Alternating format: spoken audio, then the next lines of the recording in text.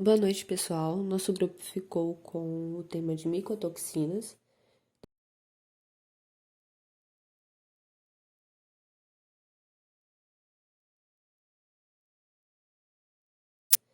Nosso grupo é composto por Amanayara Marques, Eliane Ferreira, Evelyn Leal, Caroline Queiroz, Suelen Hanna.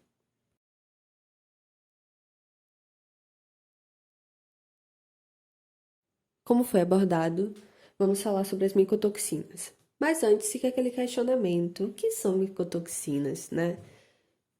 Onde que surgiu o primeiro caso de micotoxina? Qual foi essa micotoxina que causou esse primeiro caso? Onde que ela é encontrada? Como acontece esse processo das micotoxinas? Então, a gente vai abordar sobre esse tema, tirar um pouco da dúvida de vocês, e mais importante, vocês aprenderem um pouquinho sobre esse tema. Para começarmos, as micotoxinas são doenças produzidas pelos fungos e que causam efeitos tóxicos em animais e seres humanos. Essas micotoxinas, elas podem afetar o milho, a cevada, o centeio. Elas podem conter ou não esporos. A contaminação acontece ou pode ocorrer no armazenamento do grão ou até mesmo no campo onde que esse grão é produzido. Mas antes de entrar totalmente nesse assunto de micotoxina, eu queria falar um pouquinho sobre a primeira história de micotoxina, que aconteceu lá em 1960, quando teve várias mortes chaves, na qual foi analisada e foi encontrada que a ração foi contaminada por uma micotoxina chamada aflotoxina, que no caso é uma das mais potentes e letais. Ao longo do tempo foram estudando e lá em 1962 foram encontradas mais 100 tipos de micotoxinas, na qual a gente vai estudar um pouquinho sobre, e até hoje foram encontradas mais de 500 tipos de micotoxina no mundo. Então a gente vai estudar um pouquinho sobre 7 micotoxinas para vocês saberem um pouquinho do que elas causam, por que elas podem ser tão perigosas ao nosso dia a dia, naquele produto que a gente consome. Então a gente vai falar um pouquinho sobre isso. Mas antes eu queria deixar a par essa história para vocês analisarem um pouquinho e aprender sobre esse assunto tão legal. Vale a pena lembrar que as micotoxinas podem causar a micotoxicose, é uma doença causada por micotoxinas que tem efeitos diversos, como náusea, vômito, diarreia. Então a gente vai ver também isso. E as micotoxinas que a gente vai falar são 7 micotoxinas: é a aflatoxina, o ergotismo, enona, ocratoxina, tetrodotoxina, microcistina e as fuminosas. Agora eu vou encaminhar vocês para escutar um pouquinho sobre esse assunto com minhas outras colegas. Então, pensa, analisa e vamos aprender. Mais legal de tudo. A aflatoxina é a micotoxina que faz parte do grupo de substâncias tóxicas para seres humanos e para animais. São produzidas principalmente por dois fungos, Aspergillus flovus e Aspergillus parasíticos, e são contaminantes comuns e oleaginosas, como amendoim, milho, arroz, etc. As aflatoxinas foram identificadas pela primeira vez no início dos anos 60, depois que 100 perus morreram depois de serem alimentados com a farinha de amendoim contaminada, que mais tarde descobriu que contém aflatoxinas. Pois isso, as aflatoxinas mostraram também ter impacto negativo na saúde humana e, portanto, se tornou um risco regulamentado dos alimentos. Em mais de 100 países estabeleceram padrões para os limites permitidos de aflatoxinas. O nascimento da aflatoxina está sempre ligado a condições de secagem e armazenamento que não são mais adequados, e isso se tornou algo que ocorreu na maioria das vezes no amendoim. E isso acontece justamente porque, no período de secagem do alimento, ocorre uma demanda que facilita a criação desse fungo. E o mesmo, a secagem do amendoim tinha sido bem feita. Ainda assim, na hora do armazenamento, isso pode trazer o mesmo problema. Os efeitos da aflatoxina no ser humano é até ser letal. quando é absorvido pelo intestino, transportando para o fígado e metabolizado.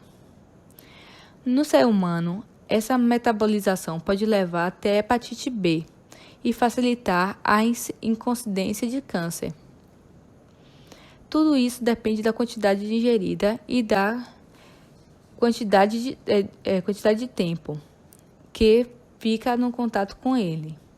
Embora o amendoim tenha propriedades nutritivas como os seus óleos, sua proteína, aminoácido e micronutrientes, a aflatoxina reduz a absorção desses nutrientes no canal alimentar e as crianças podem ficar raquíticas quando estão crônicas.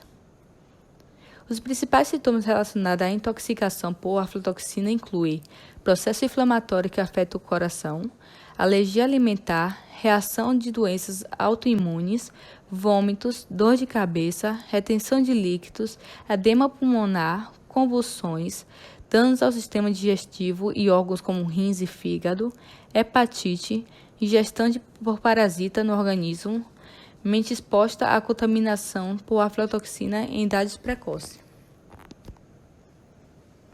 Agora vamos falar sobre o ergotismo.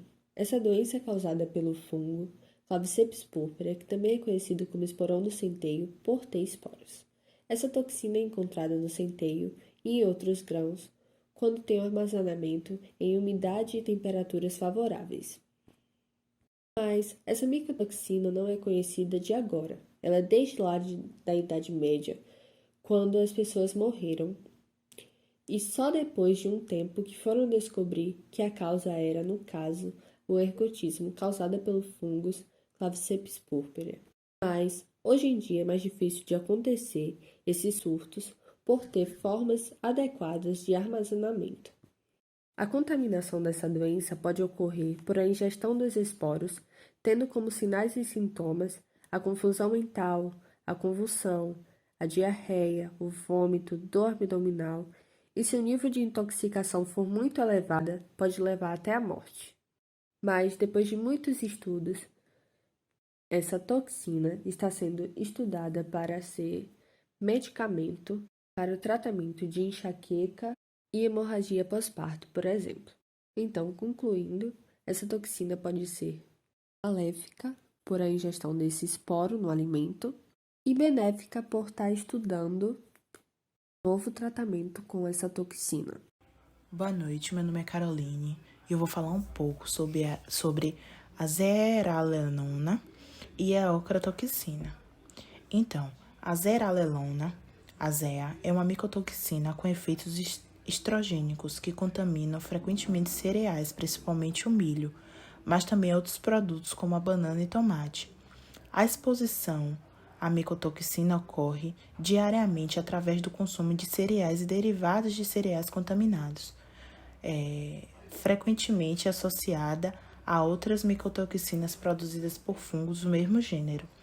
Suspeita-se de que muitas doenças do gado, como a diminuição do seu potencial reprodutivo, são causadas pelo consumo de rações contaminadas com essas micotoxinas. Algumas variáveis que afetam a contaminação são as condições climáticas, como a umidade e o tempo frio. Elas favorecem o desenvolvimento da ZEA.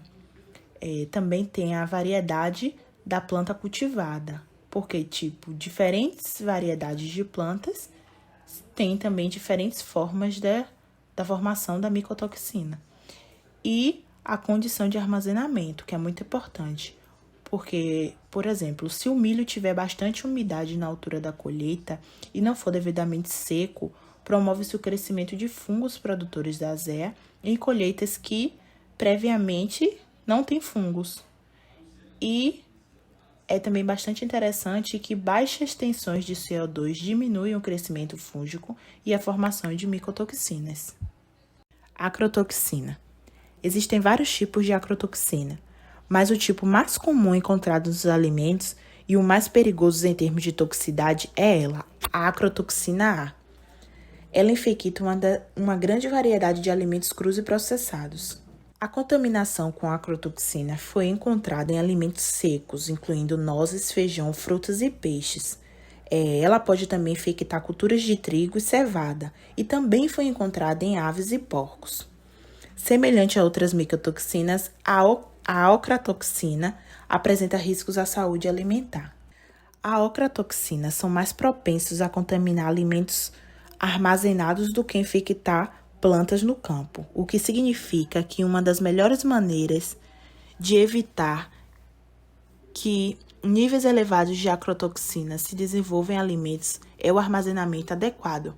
A probabilidade de prevenção aumenta mantendo os níveis de umidade baixos em instalações de armazenamento ou colhendo alimentos em nível de umidade seguro ou imediatamente secando-os para um nível de umidade seguro após a colheita.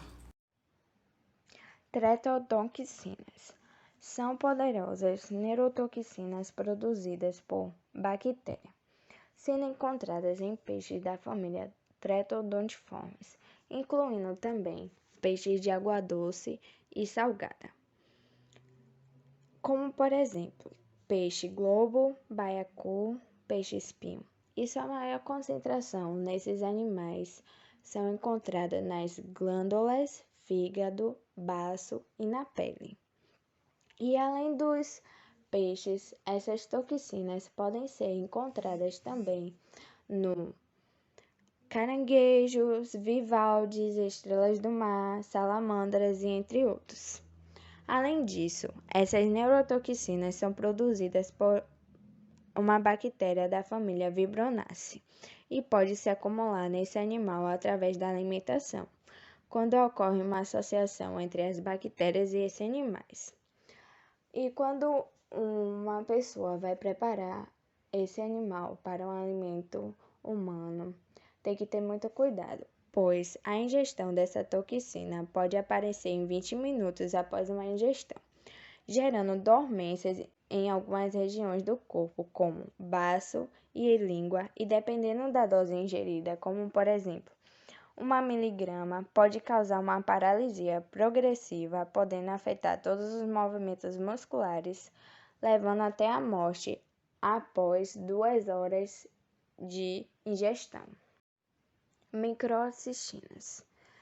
As microcistinas são uma família de toxinas produzida por uma espécie de cianobactérias, principalmente pelas microcistinas aeuginosa. As cianobactérias, ou algas azuis, são micro-organismos aeróbicos fotoautógrafos que, em alguma de suas espécies, podem produzir toxinas que crescem em alta densidade no nosso ecossistema aquático. A contaminação da população humana vem pelo consumo oral de água contaminada, e suas principais fontes de exposição ou contaminação são o uso de lagos e rios, o consumo de água potável e de alimentos de água, e a menos comum é pelo uso do chuveiro. Bom, as pessoas que têm contato com esse tipo de toxina podem aparecer sintomas como irritação na pele e da mucosa ocular, sintomas tipo também febre, fadiga e gastroenterite aguda. A toxicose aguda letal raramente acontece em humano, pois a filtração normal e a coagulação e outros processos de tratamento diluem as células tóxicas, havendo a liberação de toxinas em níveis abaixo daqueles que causam esse efeito letal. A fumonicina. A fumonicina são espécies do gênero Fusarium, como as principais invasoras de grão de milho no campo, causando várias doenças como a podridão de sementes e o clono, podendo ser encontradas também no armazenamento, caso as condições tenham temperaturas úmidas e sejam adequadas. A fumonicina FB1, FB2 e FB3 são as mais isoladas em alimentos naturalmente contaminados, sendo que a FB1 é a quase mais abundante, representando cerca de 70% da concentração total da fumonicina. fumonicina detectadas. Nos seres humanos, a fumonicina está ligada ao câncer no esôfago. O artigo qual vamos falar, ele trata da incidência de fungos e micotoxinas em grão de milho armazenados sob diferentes condições. Esse artigo foi feito por Vanessa Pezzini, Eunice Valduga, Rogério Luiz Cassiani, da Universidade Regional Integrada do Alto Uruguai e das Missões, URI, com campus em Erechim, no Rio Grande do Sul. Foi recebido para publicação em 21/2/2005 e aceito para publicação em 21/6/2005. Esse artigo, ele objetivou-se em identificar, quantificar e avaliar a ocorrência de fungos e a incidência de micotoxinas, a aflatoxinas e a zearalenona, né, em grãos de milho armazenado por um período de 5 meses, sob diferentes condições, né, com e sem controle de temperatura e aeração. Bom, para essa pesquisa, foi acompanhado 2 silos de armazenamento de grão de milho. Um na cidade de Arabango, no Rio Grande do Sul, denominado silo A, com temperatura de 13 a 14 graus Celsius e aeração controlada de 0,05 metros cúbicos por minuto a cada tonelada. E a outra na cidade de Getúlio Vargas, também no Rio Grande do Sul, denominado silo B, sem controle, apenas com secagem dos grãos e mantido a temperatura ambiente de 20 a mais ou menos 5 graus Celsius. O período de coleta das amostras foi de 12 de maio a 3 de setembro de 2003, correspondendo aos 0, 30, 50, 62, 74, 92 e 113 dias de armazenamento. Para as análises de micotoxinas, efetuaram-se 2 amostragens de cada silo durante os 113 dias de armazenamento, respectivamente. Detecção e quantificação de micotoxinas. Apesar do nosso artigo falar sobre fungos, a nossa apresentação dá ênfase às micotoxinas, né, que são produtos de metabolismo secundário dos fungos e podem causar danos à saúde humana e também animal. Aí temos o gráfico do silo A e do silo B. Nesse período aí está acontecendo o crescimento dos fungos e a liberação dessas micotoxinas, né? Vamos dar ênfase para a aflatoxina e a zearalenona. Como é que acontece a detecção e a quantificação? Como foi feita, né? As aflatoxinas foram identificadas e quantificadas por cromatografia em camada delgada, placas de sílica gel 60, utilizando-se como fase móvel tolueno, acetato de etila e clorofórmio ácido fórmico. A quantificação da zearalenona foi realizada em cromatógrafo líquido de alta eficiência com detector de fluorescência. Bom, essa tabela, né, ela já mostra a conclusão do artigo. Então, a incidência da aflatoxina B1, B2, G1, G2 e a zearalenona, né, aí nos 2 silos. Aí o que acontece? Está mostrando que só foi detectado a aflatoxina B1, né, e uma quantidade de 1 micrograma. Então, as outras, a aflatoxina B2, a G1, a G2 e a zearalenona não foi detectada. E foi no silo A que foi encontrada essa aflatoxina B1. No entanto, o artigo fala que essa aflatoxina ela já estava no grão quando ele chegou no armazenamento. Então, o grão já foi com essa micotoxina, aflatoxina B1, e não se desenvolveu nesses 113 dias. Manteve dentro desse mesmo limite aí, né? E eles atribuem, né, o não desenvolvimento dessas micotoxinas às condições ambientais pouco favoráveis, né? Uma vez que a temperatura ideal para a produção da maioria das micotoxinas é superior a 25 graus Celsius. Então, elas não se desenvolveram, né, possivelmente por conta da temperatura. Vale salientar ainda que o limite permitido no Brasil, né, e no Mercosul para a somatória das aflatoxinas, né, AB1, B2, G1 e G2, é de 20 microgramas por quilo. Então, ficou bem abaixo do que é permitido, né, o limite. A zearalelona também, ela tem um limite permitido, né, que é de 20 microgramas também por quilo. Então, foi tudo dentro do padrão. Essas são as referências do nosso trabalho. Agradecemos a atenção de todos.